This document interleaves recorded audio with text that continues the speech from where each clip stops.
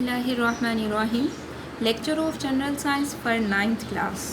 हम chapter number 6 की exercise discuss कर रहे हैं, जिसमें हमने फिलिंग द ब्लैंक्स यानी खाली जगह भी देखी थी, MCQs भी देख लिए थे, शॉर्ट क्वेश्चंस भी देख लिए थे। आज हम डिस्कस करेंगे लॉन्ग क्वेश्चन। तो क्वेश्चन नंबर 4 है आपके पास, एटमॉस्फेयर के अज्जाए तरकीबी और तहों की वजाहत करें। इसका आंसर है पेज नंबर 77 पर। तो ओपन योर पेज नंबर 77।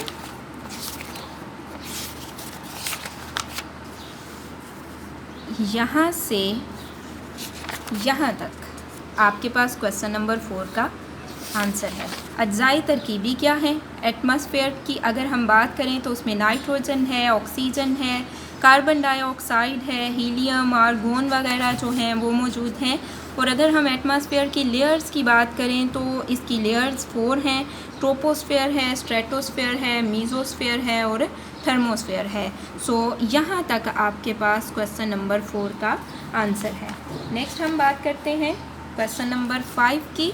तो क्वेश्चन नंबर 5 है आपके पास, ओजोन तय की तबाही पर नोट लिखें।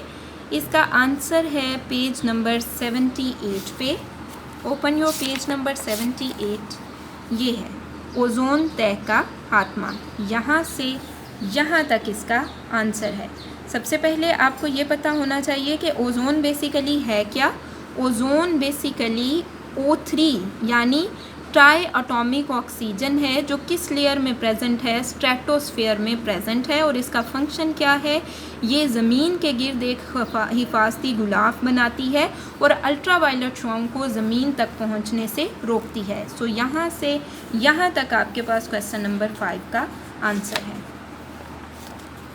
नेक्स्ट आपके पास है क्वेश्चन नंबर 6, ग्रीन हाउस असर से क्या मुराद है?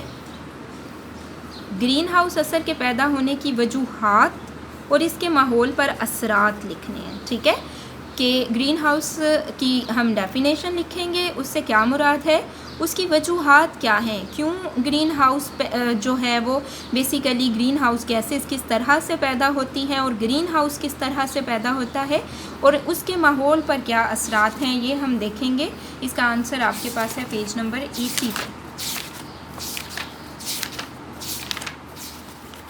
ये आपके पास है पेज नंबर 80।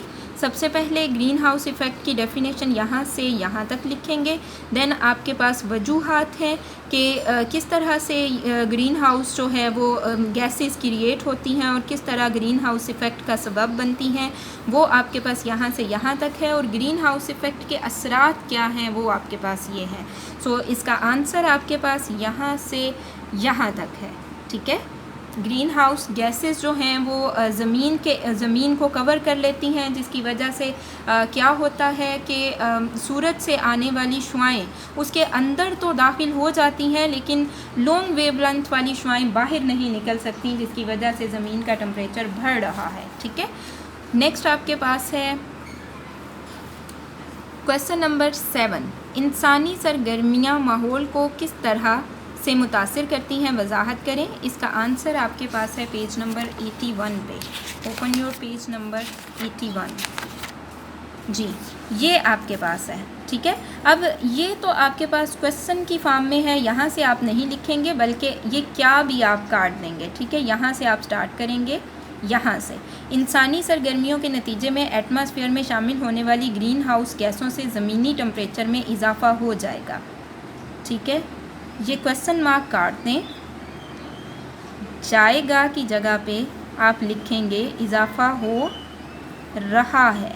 ठीक है, यहाँ पे आप लिखेंगे इजाफ़ा हो रहा है। ठीक है, और क्या, ये काट देंगे। आगे लिखेंगे इससे हवाओं के रुख, बारिशों की शिद्दत और मौसमियाती हालात इंसान और दूसरे जानदारों के लिए नामुवाफिक हो रहे हैं।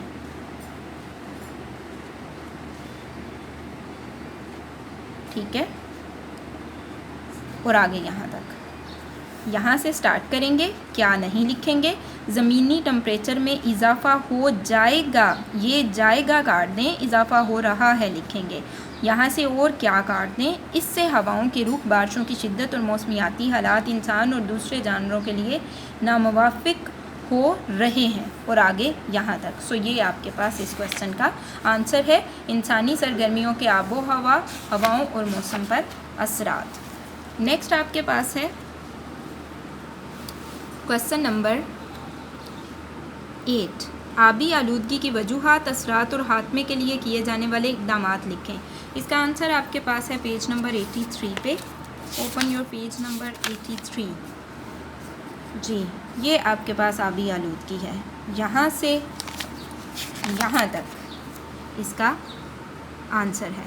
ठीक है, आबी आलूदगी बेसिकली क्या है कि जब सनती फाजल मवाद शहरों की गंदगी और सीवरेज वगैरह को आबी ज़खायर में शामिल कर दिया जाता है तो उससे आबी आलूदगी पैदा होती है। सो इसका आंसर आप यहाँ से यहाँ तक लिखेंगे। रिमेनिंग क्वेश्चंस हम कल के लेक्चर में डिस्कस करेंगे।